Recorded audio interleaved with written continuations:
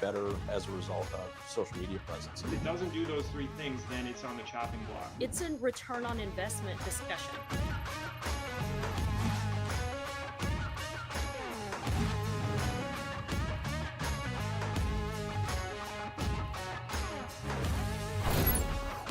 Hey everybody, welcome back to another episode of The Daily Dealer Live. I'm your host, Sam Dark, and welcome to the space where automotive comes together to learn, to share, to grow. Thanks for choosing to be here on this Wednesday, November 12th. Let's jump straight into today's auto industry headlines.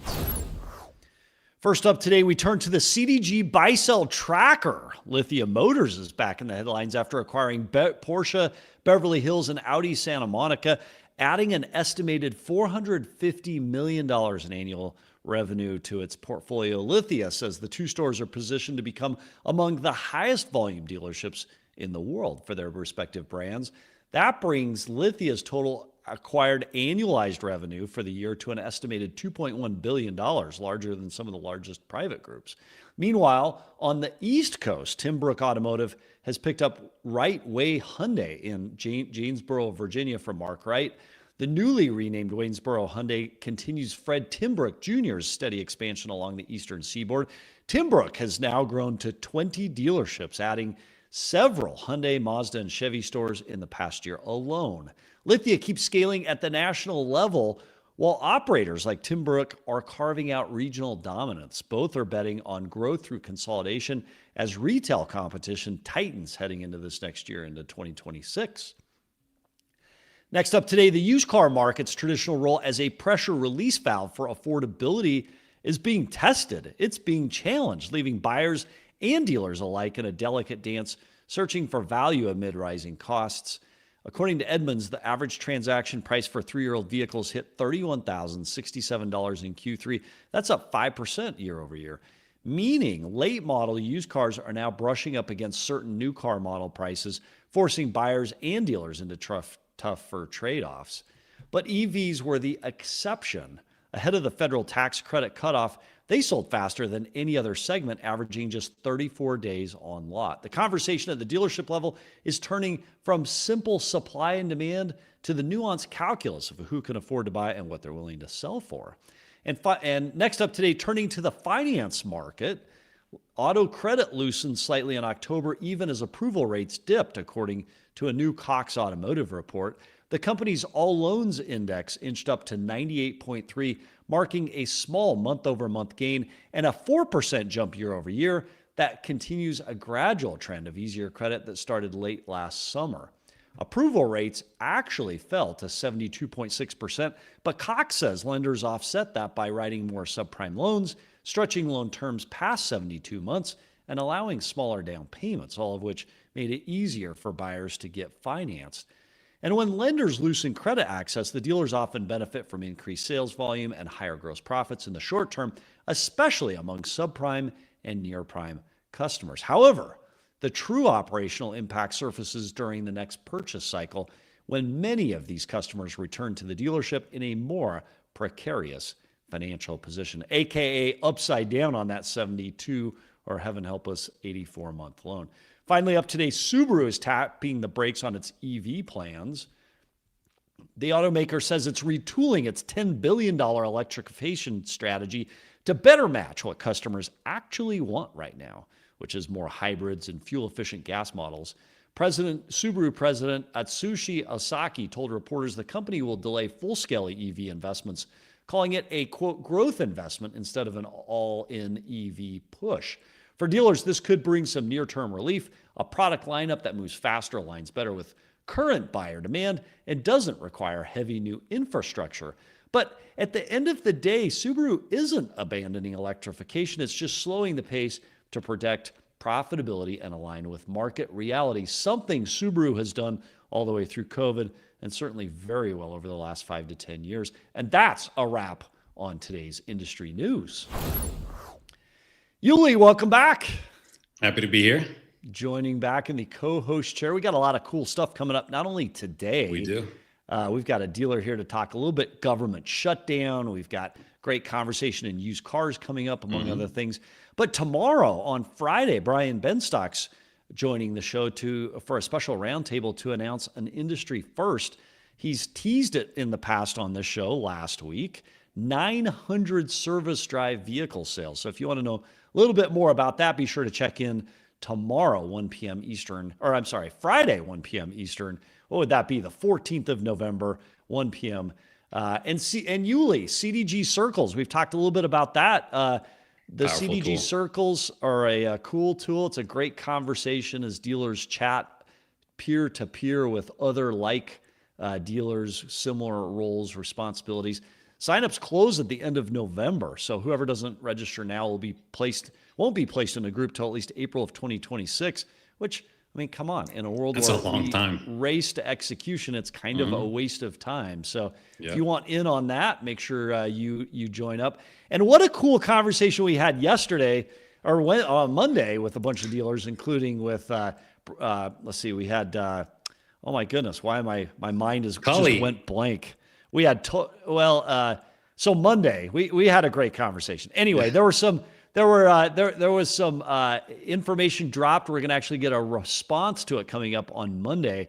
There was some information dropped on Cox's Viato. Oh, Brian Kramer. Yeah, Brian yeah, Kramer. Yeah. So Brian Kramer made some comments about accessibility their tool has, cars.com, to Carvana and CarMax data.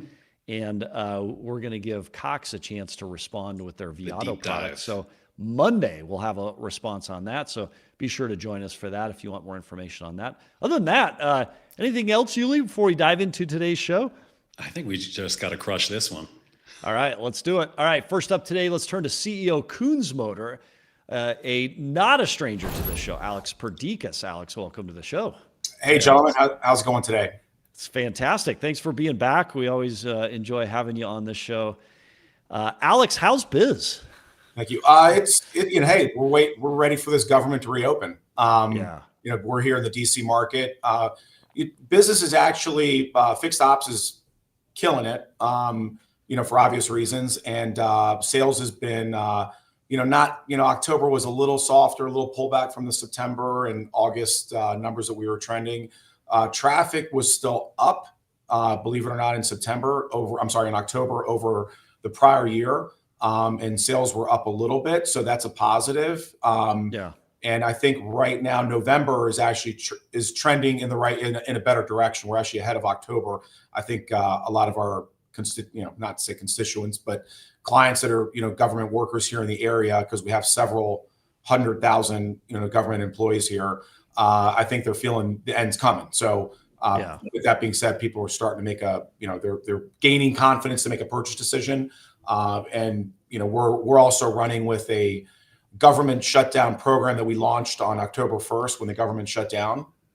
So before we go into that, Alex, because I want you to share the program with us. Sure. It's interesting. Anyone who's ever tried to get on an airplane in the past week, 10 days, has felt the impact of this shutdown through TSA and airport delays, which actually is kind of a smart strategy if you think about it from the government standpoint, trying to get max pressure applied. Obviously, SNAP benefits and some of the other programs that government has out there have been a pain point for those in need of that.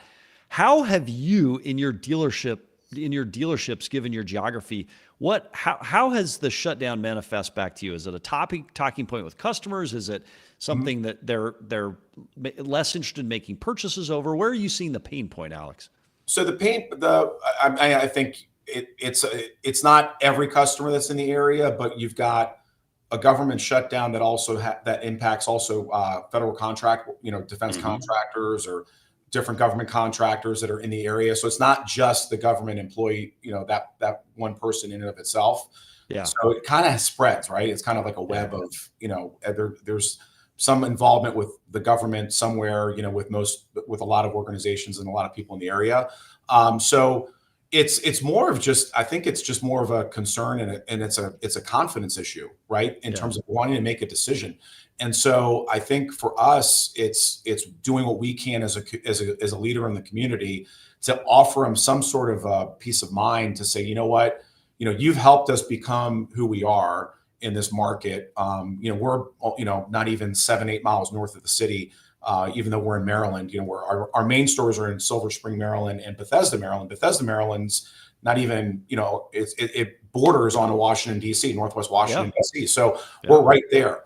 And so we get a lot of, we have a lot of people that are clients that are obviously been government employees lifetime, or even just current government employees that have been, they might be attorneys, they might, you can go on and on, all the different facets of employment within the government. So it's just, it's an impact, and somebody may not be a government employee, but they might have a child or a relative or a niece, nephew, whatever it may be, aunt, uncle, parent that works. And so it kind of has a trickle down effect on everybody in the area. It's all really people talk about now. So with that said, I feel like it's our responsibility, because these clients are our foundation of who our organization has become. And I feel like it's our responsibility to kind of take that leadership role and offer something back. So it's interesting you bring that up. So Grant Cardone was on the show, and he once talked about how in automotive we get really good at like creating opportunity in chaos, right? Opportunity in adversity. So you've got your message, which is you want to give back to the customers that put you in the position where you are. Correct. What specific programs did you put in place to help attract those customers, and what was the net impact of that? So two specific items that are out there. Number one, anybody that owns a Ford, Lincoln, or Mazda, and it does not have to be purchased from any of the Koons Motors dealerships. Okay, so anybody in the DMV that owns a Ford, Lincoln, or Mazda that it was either furloughed or laid off, through this government shutdown, we will provide you with the free in-home mobile service that includes an oil change and a tire rotation. So, you never have to go, you don't have to come into the dealership, nothing. I mean, these people obviously aren't at work. So, coming in their home is probably perfect for most of them. So we will actually come to your home, take advantage of our mobile service vans that we have with Ford and Lincoln, because we can work on any vehicle, and it doesn't have to be, you could have bought a used car from us too. It doesn't have to, we will handle those clients as well. That's a non-brand, right? So with that being said, anyone that takes advantage of it, the van's going to come to your driveway. We will pull up, and it's great. It's great for the client, and it's great for us. We get to show off our vans in all these fantastic neighborhoods around the DMV. The customer gets a free oil change, free tire rotation. Again, they do not have to have bought a car from us. So that's been, that's one of the big things, right? That's so this is only during the shutdown, Alex, right? Or once it, okay. Yeah. And how many takers have you had on this? So we're over 50, right? We've done 50 so far as of this morning. We've probably got about another dozen or 2 dozen, or about a little over a dozen scheduled already for the next week. Because, we're just trying to, working it into the schedule. And we've told everybody too, when the government reopens, it's going to hopefully, get voted on by the House tonight at 7 p.m. Once that reopens, even if you've got it scheduled, as long as it's scheduled by the time it reopens, we're still going to honor it. And so Alex, what's your cost in doing those? And then how would you measure ROI on that, Alex? So look, I mean, the ROI, I'll start with that, is just all the goodwill, right? Yeah. You can't really I can't really put a number on it. I've gotten a dozen plus emails, text messages from different clients that have gone either to me or to the service writer or the service managers, where they just can't believe we're doing this, right? Yeah. And so the goodwill's, and not to be negative on other organizations, but CarMax ain't doing this. Carvana ain't doing it. No. Asbury ain't doing it. AutoNation ain't doing it. I can go on and on, right? Not to, I challenge them to do it. I think it'd be great if they did, and they can make decisions. But we're the ones that are also, sponsoring your local youth club. We're the ones, we're going to hand out 2,000 pies Friday night at this Thanksgiving dinner. Like, we do these types of things, and I'm not saying us, Koons, as an organization, the local dealers. And so what I think is important is that people remember your local privately family-owned, operated organization when it comes to times like this, right? Because these other organizations, while they'd love to, their bureaucracy would never let them get it done in time. No. Mm-hmm. And what's genius about this, Alex, is it has a predetermined start, right? And then, it can't drag on forever. And you're showing support for a group that has been severely impacted by something. Sure. and letting the general public know, hey, we support them. Like Right. you almost want to do 2 free oil changes for the TSA guys Right. who will show up and help you and gals who will help you get through the deal. What does it cost you? Did Ford give any money to help with this, or what does it cost you for that oil change in the customer driveway? No, we have with mobile service, we have some incentives, just normal standard incentives that Ford has put out there, that, just the usage and the mobile, in our mobile incentives that we have internally with the fixed operations side with Ford. But there's no extra money or anything like that coming in on this. Again, it's just, and then again, the goodwill, getting our name out there, reminding people, what we do for the community. I really don't care if we get car deals out of it or not, whatever. But a lot of the press has picked it up, and it's obviously the free advertising is great, but at the end of the day, I just want those people to remember, especially the ones that didn't buy from us, that bought maybe from another name store. You're thinking about that. You're doing something nice, right? Hey, I'm going to go to the Koons Ford store in Silver Spring this time to buy my F-150 because this other store, when I called them up, they told me to pound sand. So I think people will always remember that. And then on the flip side too, if you want to buy a car and you've been affected by the shutdown, we are making your monthly payments until the government reopens. Yeah. So when did you start that, Alex? Same thing, October 1st. Okay. October 1st. So, and that we've done a handful of deals. We haven't, that's been, that, and that we're just like with the in-home services, we're charging all this stuff, to our goodwill internally. Right. So Alex, how did you ideate this? So it's the beginning of a crisis. You're starting to sense it's significant. You're hearing everybody in your marketplace talking about it. How did you get to the point where you're like, hey, this is the idea, and we can make this work for us? And so I think the key is keeping it simple. And so and we were going to elaborate on some other inspection items and things like that. My fixed ops director, who's fantastic, we both just said, you know what, let's just make it about oil changes, right? Yeah. Keep it simple. It's like the Ford, employee pricing program back in the summer. Keep it simple. When we're saying free in-home oil change, right? That's straightforward, and it obviously comes with tire rotation and so forth as well. But we just said, let's just hammer this, free in-home oil change. And so I think keeping the message simple resonates well with the customers, with our clients. There's other industries in our area have done something like at a couple of the local burger joints, for example, they're giving away, free cheeseburger to government employees, like things like that. You just keep it simple. And I think the messaging resonates really, really well. And I think that's why the service part of it is obviously, gotten so much attention. The sales side of it's a little different. It's a little more, I think as someone that just got laid off or not sure what's happening with their pay, hard to make a $50,000 decision, during this time. So we get that. But we, the handful of deals that we've done were kind of distressed situations where, at least a couple of them that I was involved with where, they got their car in for service and they're staring at a $6,000 transmission bill and, they got to make a decision. And so look, hey, we're here for you folks, let's get you in a new vehicle. We'll take care of the payments until the government reopens. And we know it's going to last, maybe it does last a few months, but the reality of it is it's never gone more than 35 days. Now it's gone over 40. So it's only going to go for so long. So Alex, just a ton of great comments off social media. I want to go to a few of them. So Strata Works AI says, it's nice to be nice, right? Which, by the way, anybody who's a MASH fan would remember Frank saying, it's nice to be nice to the nice, but MASH fan dates me. So Paul Salzman says, the local dealer is important to any community because it has more agility to make local impact. Hyper local action is so important. And yet it's fascinating, Alex. Not a lot of people I don't want to say take advantage of it, but a lot of people hear negative news in the news. They wring their hands, run around circles. The teams kind of get frustrated because it's like, hey, this is impacting our sales. This is impacting ourselves, our ability to be excellent. You've often talked about clarity and consistency as being the backbone of your leadership strategy. This relates to that because you identified the problem. You went clear to a message that was clear. and consistent, and then you as a team executed on it. Right. StrataWorks AI says, do you think your staff feel like they have a positive purpose too along those lines? What's the impact to your team?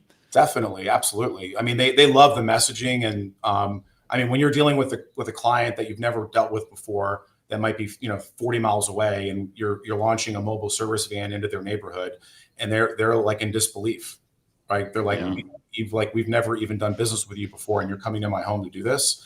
So I think the service writers and the service managers that get the feedback, it's a good feeling, right? And I think we're I look at our industry as we're so blessed to be in this business. I feel so lucky to do this every day. I really do. Yeah. I mean, I have to pinch myself sometimes. I'm like, I can't believe I get to do this as a career.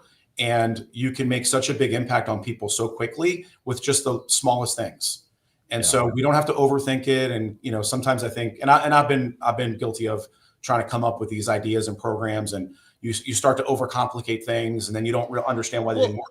Right. So, Alex, that would be my next question. So one of the risks of a program like this is appearing to be tone deaf or trying to capitalize on pain or tragedy.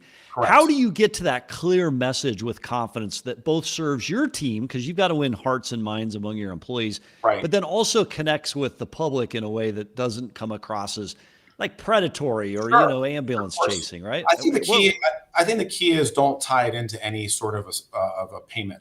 Right, in a sense of, so forget the sales side of it for a second.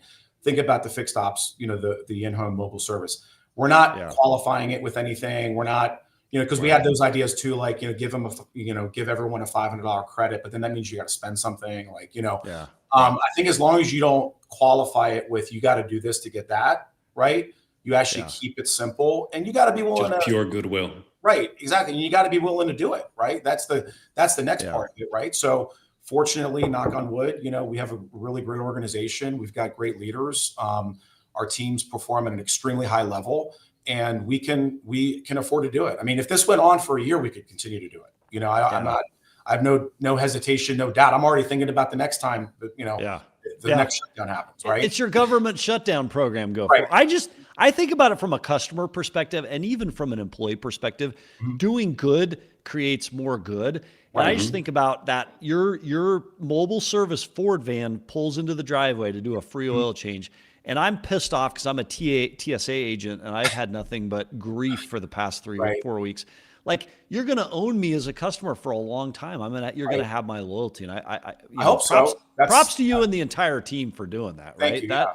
That is a bold statement in the marketplace, and it landed really well. So transitioning a little bit from that before we have to go, you have really grown into a powerhouse in the Mid-Atlantic. What's driving your current expansion mindset, and what's your goal relative to the expansion? I would tell you, well, first off, it's been like kind of, and when it rains, it pours, right? So other than what we're already working on, because we're working on expanding our current operations just from a footprint standpoint, right? So, we've got, as an example, we've got 46 service bays. I got 47 technicians. Like, we need, we're looking to ramp up our fixed ops.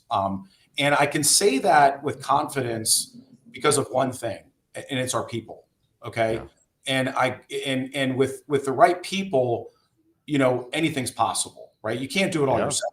As much as we try, I get up very early every day. I'm up at 4:00, studying my traffic reports, studying my grosses, studying all our leads. I mean, I'm obsessed with that, but I can't do it myself, right? Yeah. I have to be kind of the person to get people going in my mind. Like, I've got to, I got to start that day early and get people tuned up, but I can't do it myself. And I think over, I'm going to be going on 30 years in this industry soon. Like, you start to realize, after a while, how important your people are. So we've had a lot of, it's almost mind-boggling the amount of opportunities that have been presented to us in the last, I'd say, 90 days.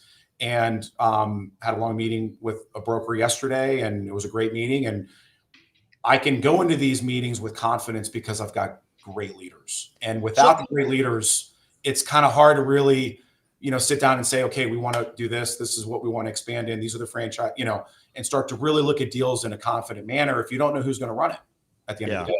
Yeah. And truly, I agree 100% with you. The ability to grow and expand is directly proportionate to the quality of leaders you have. 100%. So from your perspective, getting GMs and sales managers and finance people and salespeople to care about the business as much as you do and execute at a high level, what are one or two key takeaways for other dealers listening to creating the culture that elicits that care and concern about your business as much as I would say it starts with the general manager, right? That's the head coach of the team. Yeah. I played, football through college, and my head coach was everything to me, right? Yeah. And your position coach is important. I was a linebacker, defensive coordinator is critical. Like, you got these important, and I look at those kind of like in a dealership, like you got the head coach, the GM, you got the offensive coordinators, like the GSM, the defensive coordinators, your fixed ops director. Like, I've already played this scenario so many times, and you have to have a great head coach.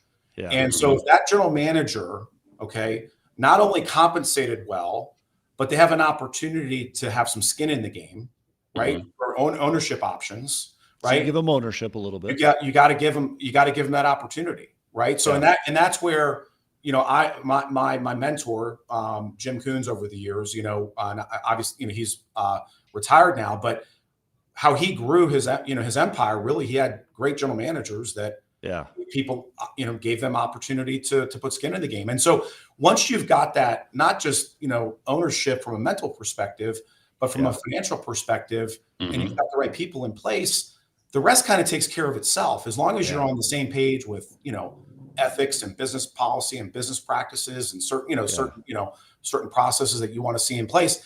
You got to let those general managers run with it. So, Alex, what's the right % buy-in? And the producers are going to kill me because they're giving me notes. We got to move on. But Alex, having a conversation with you is absolutely fascinating. So I'm wanting to hear. I just have two more questions. So what's the max buy-in that you'll allow the GMs to have? And then another quick question.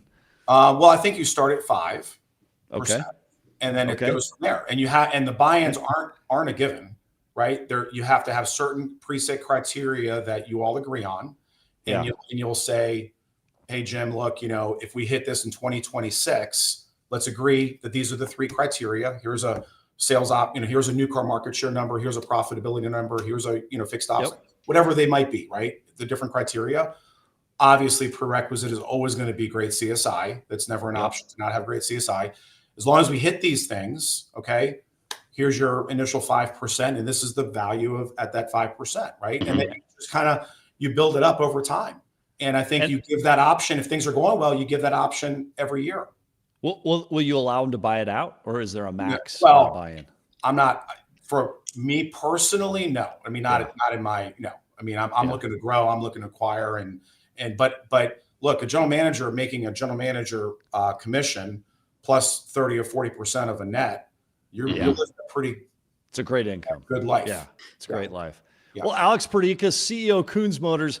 I have so many other questions. We'll have to do it another time. No problem. But we appreciate you being on and sharing your strategies during the shutdown. Hopefully, to your point, tonight it's all over. So, Alex, thanks for being 7 o'clock. Let's go. Let's push it through. Let's do it. All right, guys. Thanks, Alex. Thank you. Thanks for being on. Absolutely. So, Yuli, that's always a lot of fun. And I do think, that is the challenge of our day is how do you get leaders, general managers, sales managers, even different roles to care as much as you care. And to his point from a sport, I was going to ask him who he played for. We got to ask that next. I want to know, he said he played football through college. I don't know who he played for, but maybe positivity breeds positivity, man. Yep. Igor K says he personally knows the Koons organization. So if anyone knows where Alex played, put that into the comments. I'd love that. But let's talk stream companies real quick.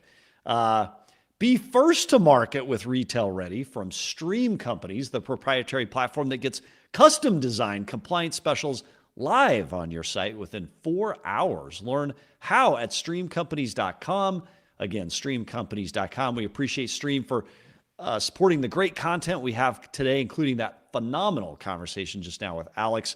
And maybe Stream can help us figure out where Alex played, because I thought his conversation about how it relates back to sports and leadership and coaching is just spot on. So special thanks to Stream Companies for supporting the content today. I don't see any notes on that yet in the comment field. Somebody has got to know, so I want to know it. Just as a quick Stream reminder, has 4 hours. Yeah. As we segue into our next guest, just a couple reminders. You can sign up for the Fixed Ops newsletter, which started last Wednesday. Fixed Ops Friday has been a huge feature. We actually have a brand new graphic. So on our next Fixed Ops Friday, we're going to show a cool graphic, and we hope everybody Fixed Ops related is here to enjoy the conversation. And then, of course, as a reminder, you can sign up for the annual NADA party in Las Vegas, Thursday, February 5th. It's a hot ticket for NADA 2026. We can't have everybody, but we want to be able to have as many as we possibly can. Well, so just dropped in the comments here, Richmond. Yeah. Oh, Richmond. Okay, very good. Very good. Did he put it in, or who put it in? Right in the show notes. Yep. All right, very good. I love the analogy of business back to sports and the comparison back to it. And it's just spot on about that ownership and how important that great GM role is. One day I would love to get a dealer panel. Maybe this is for Hannah, where we have a bunch of dealers on talking about the key things they look for in a general manager. And then maybe even debating, do you give ownership or do you just pay really well? Like, what's the best way to get them to care?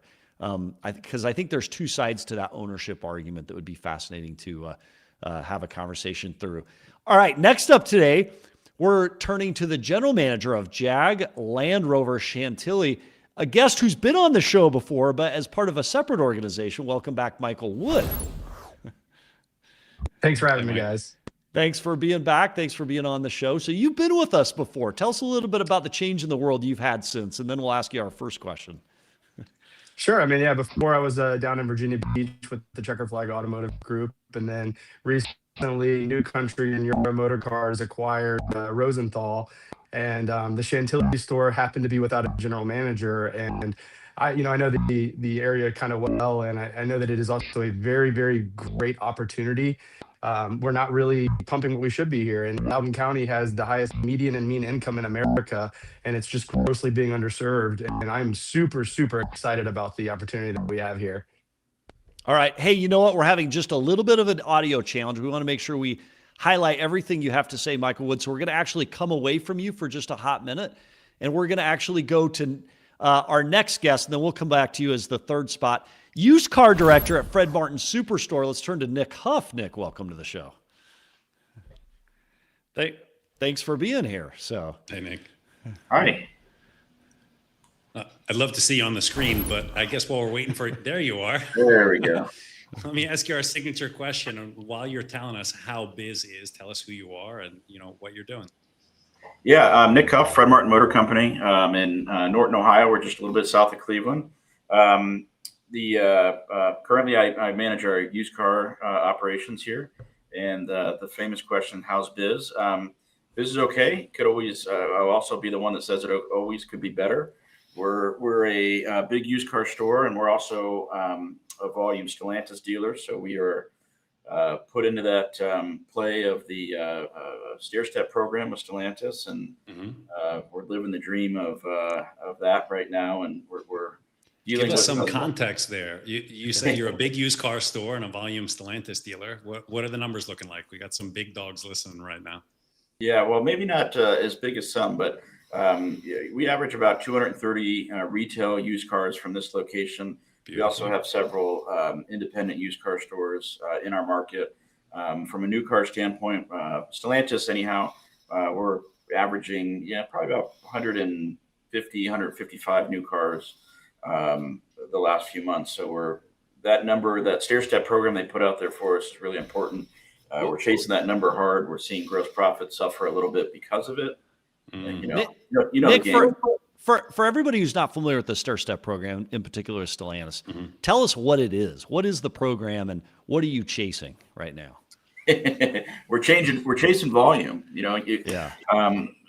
That's all it is. I mean, we're from a Stellantis perspective, we're assigned an objective, and you need to chase that number to hit that objective. And if you do, you're rewarded with a good lump sum incentive payment. If you don't, you're left holding the bag. So there's different schools of thought here when chasing volume, especially when tying in used cars. I'd love to know your take. Given that you're selling so many used cars, when chasing volumes, what are you doing with the used car ACVs? You know, are we trading the used cars for what they're worth anyway, or are you going back and adjusting anything to make sure we're showing a profit? How are you treating this? Well, we're aggressive. I mean, at the end of the day, do I want to be playing this game of chasing this volume? No, but that's the world we're in right now. So we're going to. If we don't, there's just a whole many repercussions that we're just not suited to absorb, and we need to get that volume. We need to take those trade-ins. We do appraise cars for what we think they're worth. Are there times where we step up and pay too much to make one of those new car deals? There are. But Sure. we can, based on the volume, we can do that from time to time, still move that car, put that on a used car lot, and, turn it in a quick amount of time to make it make sense. Now, are you seeing any of those moves affecting your turn? No, there's some trades that, aren't ideal for our inventory from a retail perspective. I wouldn't say it's affecting our turn, but there are trades that we take in that, not something I really want on a used car lot that we're going to wholesale, relatively quickly just to get rid of that. But no, I think it's affecting our turn. Oh, good. Well, you had said something in the green room that's near and dear to my heart. Used cars, we all love them. And subprime credit, I mean, I love subprime. I think Sam does as well. But not every dealership out there is really going full bore into the subprime. You guys seem pretty comfortable with it. Let us know, or let us in on some of your strategies. How are you tackling the subprime? Well, we're in a market that supports subprime, so we've got that going for us. There's a good amount of the business here. I will say, pre-COVID, we had a few competitors. COVID happened. It made a lot of our, at least new car competitors, get in the used car game, which now some of them are dipping their toe in the subprime market. So I will say there's more competition, at least in our local market in subprime, than there ever has been. But we have a reputation. We've been doing this for a long time. Some of our, a couple of our independent locations that we have do subprime leasing for the lowest of subprime, let's say, or the lowest credit tiers to kind of get them driving a car, get them something reliable. And then we have a path that allows them to graduate up into, more conventional car loans. And many customers we've seen over decades of doing this started with a, $3,000 buy here, pay here car. And today you're driving, brand new Jeeps. Now, is that something you guys are doing in-house with a customer like that, or do you tap someone outside? We do it in-house. We recently strengthened our relationship with Credit Acceptance, and they're absorbing some of that as well. But we do a huge amount of it in-house and have for 25 years. So both. Interesting. The answer. So you're leasing used cars then in-house, and then once the customer has the wherewithal to finance the vehicle on their own, you're allowing them the opportunity to do that. Yeah, or they just turn it into us and they go a more conventional loan route, either on a used car or a new car. It's a great program to see people graduate up through, and you help people when they're down and out and are going through something difficult in life, and they become super loyal customers over a long term. I couldn't agree with you more. Listen, I've been beating the drum with my teams for decades that we don't sell cars, we sell dreams, right? So that vehicle that you're putting in someone's driveway is going to give them the opportunity to get to work, to go on a date, meet their future partner, get married. Like, this is a big deal, and those subprime customers you keep for life. Let's get into, a little bit of the how. How are you sourcing so many used car vehicles to support the operation? Well, the good news of the stair-step program is we're sourcing a lot from our trade-ins, our new car department, which is our favorite way, of sourcing a used car, of course. We're also very aggressive from what we call a street purchase, acquisition front. That's people in our community and even outside of our community that have a car they want to sell. We have dedicated processes in place to purchase those quickly, write checks immediately, and then pay our sales staff to do those transactions. What's that look like for your sales staff? Because a lot of people want to get into this market, buying cars from the street. And you just mentioned the compensation piece. Walk us through what that looks like for your team. Well, in summary, it's just a flat commission we pay per car they buy. And we recently changed it. Now we're doing it based on the price of the car that they acquire, putting emphasis on what we need to turn quick in our market, which for our area is, $10,000 to $20,000 cars. And for those cars, just to throw a number out there, we're paying almost $500 for one of our salespeople to acquire that car. I look at it kind of like an auction buy fee, but For sure. I don't have to transfer the car because it's going to show up on my lot for free. And I have the opportunity to ride, drive, and do an OBD scan on that car before I buy it. So I'd much rather pay one of our salespeople to administer that transaction and let me get a good read on the car, opposed to go buying the car somewhere else. And ultimately, we're just trying to drive down those auction and rental car acquisition numbers. And paying our salespeople a good amount of money to acquire them is a big part of how we're doing that. I agree. As a used car director, obviously you have your hands in a lot of places. How do you make sure that you have this unified process? Because I assume you're not numbering every car. You give some autonomy by rooftop. Yeah, there's a lot of great people involved because it'd be impossible for any one person to put numbers, acquire, or analyze appraisals in real time to acquire the amount of cars that we do. There's a lot of good people. There's dedicated buyers that we have that have been with us forever, that are not only veterans of the trade, but we have a lot of trust in, and they know what to do. They know how to appraise the cars. We have many used car managers, same thing, most of which have, our tenure of used car managers, our average tenure is probably 12, 13 years. So we have just people that have been with us for a long time with a high amount of trust that do great things. And it really just comes down to having those people around for a long time. They know what to do. They know how to do it. And then we do go back and we look at some of the results and just make sure everybody's, doing what they're supposed to. But it's easy to manage when you have a good team. For sure. And we talked about a little bit on Monday with Tully. We talked about the relationship between the used car department and the service department. So what are you doing, under your rooftops to ensure that there's synergy between these two departments, so you can get those retail cars, even your auction cars? I'm sure you still check them before you ship them out. What are you doing to maintain synergy between these departments? Well, we have a good person in place that manages our reconditioning for the majority of our pre-owned cars. And again, he's just like our other managers I was talking about, been with us for a long time. He knows what to do. He's compensated on speed, a heavy weight on speed and efficiency. And he does great at getting those cars into the shop and dispersing that work amongst our technicians, obviously, who are there to perform the work and get paid on it. But it really just comes down to good people. We do have a great process that's refined from time to time, small refinements from time to time. But really, again, it's just having a good person that manages it and using a good tool, Plug Rapid Recon, very basic but good tool to help give us that data and insight to make sure things are moving through the process like we need them to.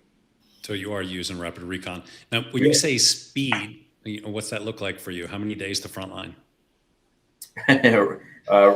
Today, thanks to the executive summary by Rapid Recon, it's about 4.93, which is a little on the high side of where we want to be. But when you look at the diverse make and models that we service, overall, I'm happy with it. I just think we could see a small amount of improvement there as well. So a lot of good comments coming in from social media. Maybe we'll entertain a few of these before we jump. So any dealers giving lower ACV values are costing new car department sales, according to Igor. Agree or disagree with that? That lower ACV values are costing new car department sales? I would generally agree with that. I mean, if you're trying to sell new cars and the used car department has a trade that comes across the desk, you can't be hitting it light or you're not going to get the car. I mean, you're looking to the car's worth what it's worth. Yeah, I mean, just pay what it's worth and make a strong offer. So as a Stellantis dealer in this rush for the volume on new cars, like from a used car director perspective, like, is that dangerous? Is that tough? Or do you like that because you're seeing higher volume and, new cars can make a sacrifice to the benefit of used cars? Like, what advice would you give to Stellantis? Hey, continue this stair-step program that we chase, or do away with it and let's have a more even and consistent approach over time? I generally, I can't say that I have a great solution or replacement. I say I generally don't like the idea of the stair-step program. I don't think it's great for dealers. I don't think it's good for the manufacturer long-term. I don't think it's good for consumers. I mean, we see, unfortunately, I'll just talk to these brands that are dear to our heart. if you look at somebody that bought a Wagoneer, for example, 2 years ago, and what they could buy it, now a new one now for, I mean, it's really killing those resale values. So I don't, it's not good for the brand long term. I'm hoping this is a temporary engagement that they have us playing, but we'll see. Well, from a used car perspective, I like having the opportunity of the trades.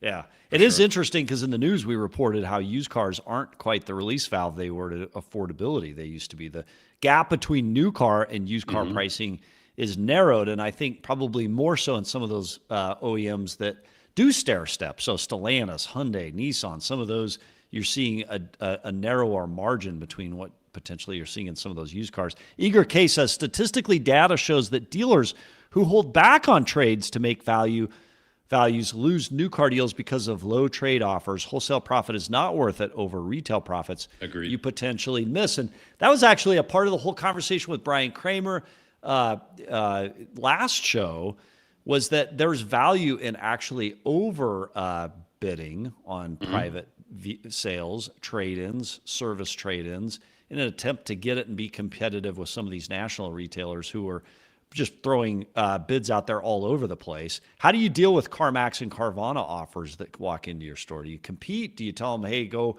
trade the car in there and then come buy the new from us? What do you do there? We absolutely compete. I will say it's a case-by-case basis. There are some times where we see a CarMax or Carvana offer where they seem like they're on another planet, and we'll let those ones go. Don't get me wrong, but we are very competitive. We do win a lot of those bids. The CarMax specifically, my personal experience, just looking at their values that they're putting on cars over the last 2 months, CarMax has not been uber aggressive right now, so it's been a little easier. They're putting fairly light offers on cars from what I've seen, so they haven't been the competitor they normally are. Okay. All right.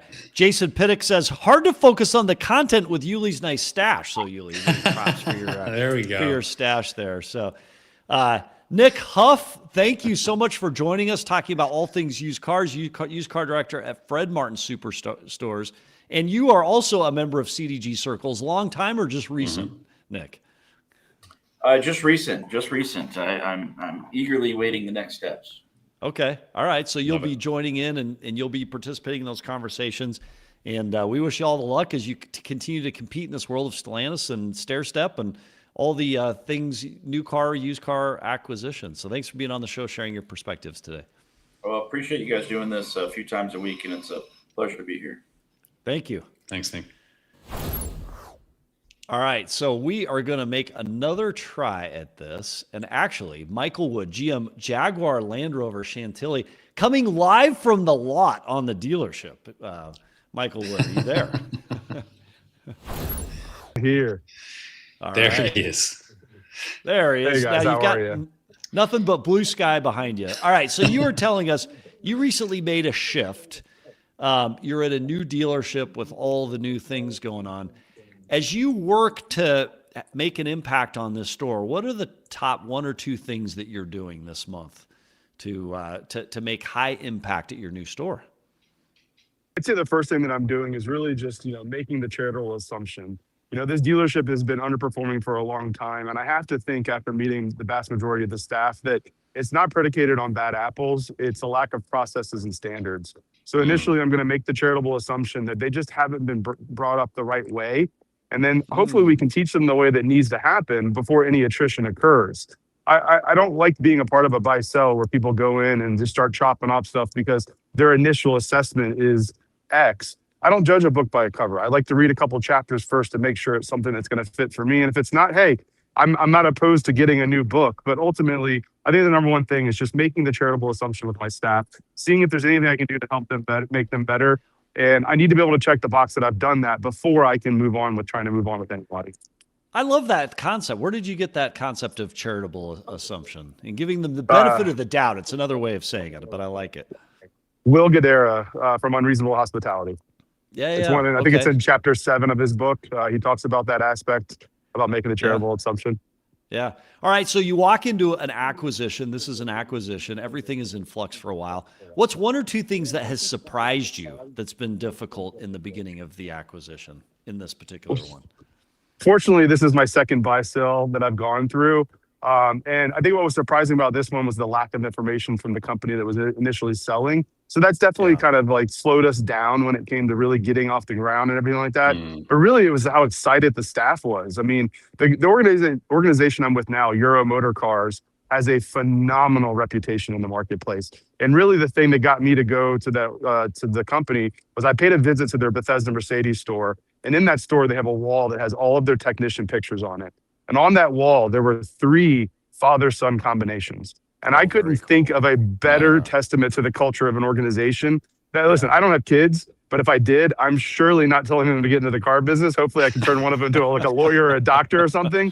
But you know, more than likely or not, I probably wasn't going to bring them into my organization. So the fact that there was 3 like that, I mean, that spoke volumes to me about the organization, how they treat their customers and their the employees, I should say. Yeah. All right. So as you get to it in this new organization, what are 1 or 2 areas that you're instantly focused on out the gate to turn? Is it used car profitability, new car profitability? Is it service? Is it digital lead generation? And you know, we may not be able to hear the answer to that fully because the weather is so nice where he is. I think we lost the blue sky there. I was just thinking in my head too. It's such a nice background. I feel like we should shoot outside with the clouds around. So it's interesting, Yuli. I've done a bunch of acquisitions as part of the Ziegler Auto Group. So when I first came aboard, they were just in the middle. If you can imagine this, they began a buy sell and bought what then was our biggest acquisition. It was Mercedes-Benz. It was Infiniti. It was JLR, Jag Land Rover, which makes me think of him and his situation. And then the COVID shutdown happened. And it was like, oh no, like you have all these brand new team members. You have all this uncertainty and challenge of you know, economics and whatever. It ended up being one of the best acquisitions, I think Aaron would say, that he'd made up to that point because it was at a time of change and everybody kind of rallied together, put new systems and processes in place. And now I think Hoffman Estates Mercedes-Benz, well, it's certainly within our group is one of the best run, best executed stores in the group. So I love what he's doing. There's a lot of flux in this moment as he's trying to implement these new practices and procedures. And it's just fun. I almost think it'd be a cool business to like be a turnaround artist where you go into just poorly run stores. In fact, we should do that as a show here one time. You go into a poorly run store and you see how quickly over and over and over you could turn it around. Because my theory is culture is everything and systems 100%. And processes are everything. And then attracting and hiring and recruiting, from Alex's point, is everything. And you combine those 3 things in a poorly run store, and you can turn it pretty doggone quick. We should do that. We need a show. We should do that. What's the cooking show? Hell's Kitchen, right? Isn't that the one where they go into restaurants and they turn it around and whatever? And they, to your point, Jay, listen, adversity brings or breeds strength, or at least gives the opportunity to become stronger. So Jay 420 ACK says there is a movie about that, and we need to find out what the movie is. Maybe we'll remake it. Yoga Car says Fixer Upper Dealer. So we'll see. We'll see all about that. Igor K says Euro Motors Mercedes in Bethesda, Maryland is an awesome store. They compete with ASC Mercedes of Arlington, Virginia. And then J420 ACK says incredible. I have a staff from 1989. So that's long standing. And then back to the CarMax Carvana convo. Eager K says, I match CarMax and Carvana offers 100% and also use tax credits as additional savings to the customer. So customers get higher trade value based on tax savings. Then Igor K finishes up with his most recent comment. Asbury Group made the best new acquisition. They bought out Herb Chambers, over 40 stores in New England, and all the stores are highly profitable. They've got a great culture. They're well run. So, yeah, that's fun. Well, you know what? We're not going to have him back today, I don't think, Michael Wood and his sunny background there. But I do believe we'll bring him back on and we'll hear the rest of his story. But for everybody, Brian Benstock, again, coming up Friday. We're excited to have him on the show to make an announcement and show us this path to a ton of service lane business. 420 ACK says The Goods. The Goods, that's comedy. That's the one. By the way, with a cameo from Will Ferrell. It's a classic film. And Unknown says, hey, that's what Credit Acceptance likes to help with. We love helping dealers grow their business, give them tips on how to improve their dealerships and what's trending in the mark. So props to CAC, again, a subprime lender and provider. So, well, Yuli, let's wrap it up. To our entire Daily Dealer Live audience, thanks for watching Daily Dealer Live, where we break down the biggest moves in the car business as they happen. Don't forget, we're live here every Monday, Wednesday, and Friday. So if this is your world, hit like, subscribe, turn on those notifications so you never, ever miss a beat. And we'll see you next episode, everybody. Thanks for being here. Thanks, guys.